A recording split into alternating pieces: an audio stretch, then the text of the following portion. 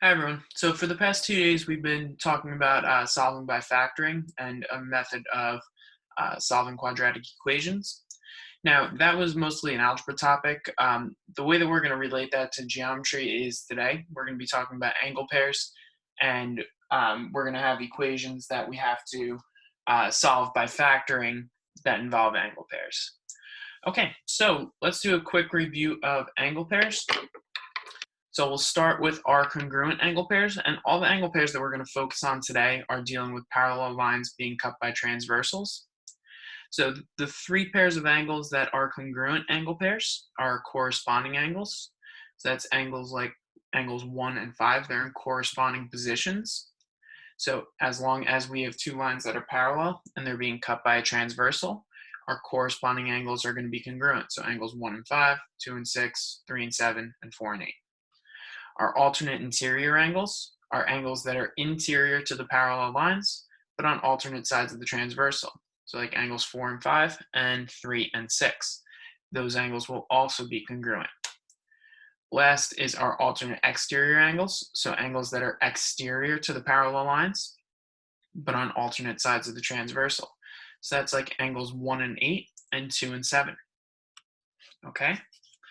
Moving on to our supplementary angle pairs. Our supplementary angle pairs are the same side interior angles and same side exterior angles. So same side is referring to where the angles are in relation to the transversal.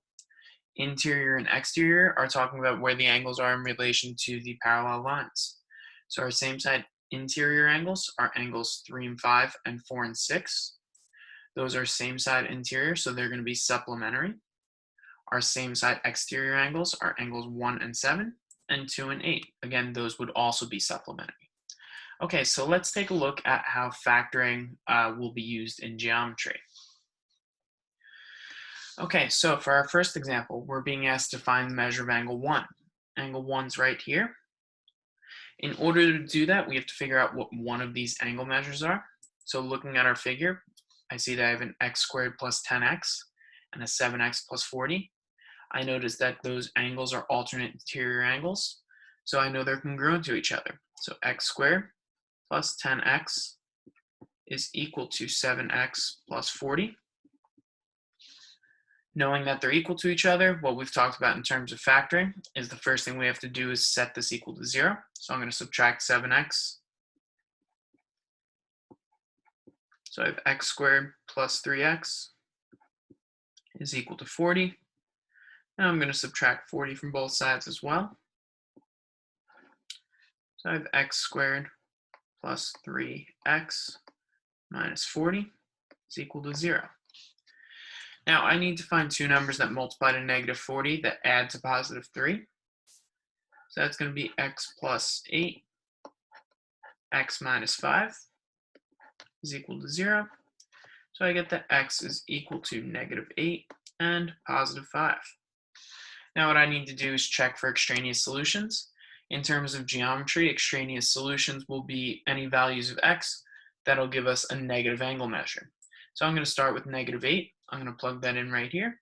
7 times negative 8 is negative 56, plus 40 is negative 16. So I see that negative 8 is an extraneous solution. Now I'm going to check 5. 7 times 5 is 35, plus 40 is 75. So that's a value of x. So knowing that x is 5, I can plug that into this angle right here. 7 times 5 is 35 again, plus 40 is 75. So that means this angle here is 75 degrees. I notice that the 75-degree angle and angle 1 are same side interior angles, so those are going to be supplementary.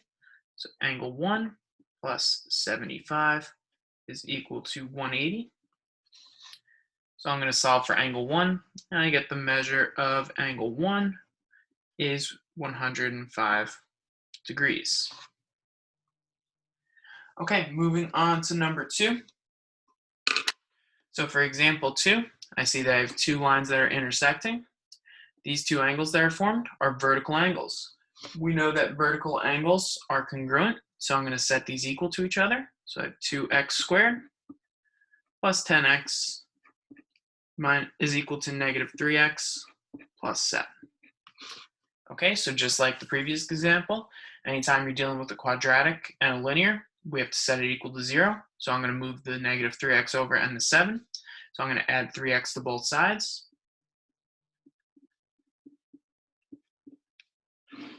So I have 2x squared plus 13x is equal to 7.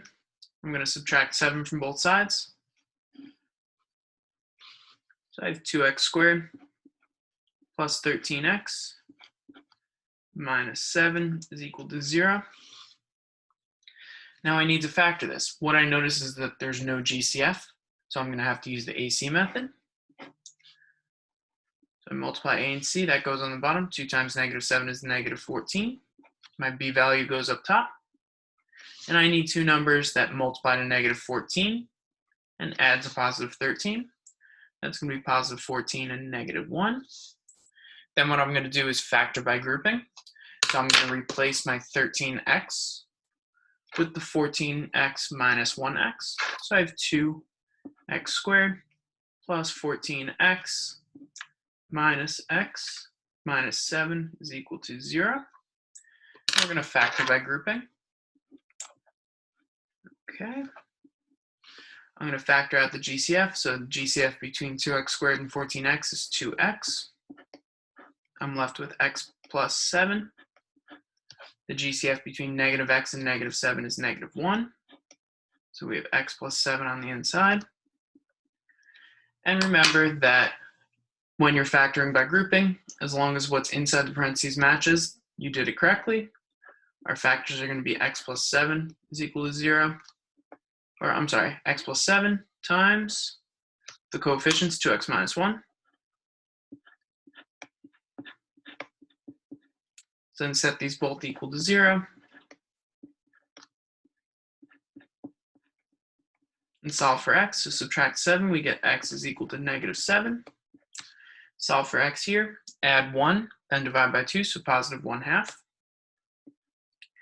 If we plug this in, 7 times negative 3 gives us negative 21 plus 7. That's going to give us a negative angle measure. So 7 is going to be an extraneous solution. If we plug in positive 1/2, negative 3 times 1/2 is 3.5 plus 7, or negative 3.5 plus 7 is positive 3.5. Okay, so that means that this angle here is 3.5 degrees, meaning this angle is 3.5 degrees as well. And then because these angles form a linear pair, subtract from 180. So this angle here is going to be 176.5 degrees. Same thing over here. Okay, and that's everything for factoring in geometry. Please do the assignment that's on Google Classroom. It involves some more factoring with geometric figures and angle pairs. And please reach out if you're having any trouble or want us to check your work.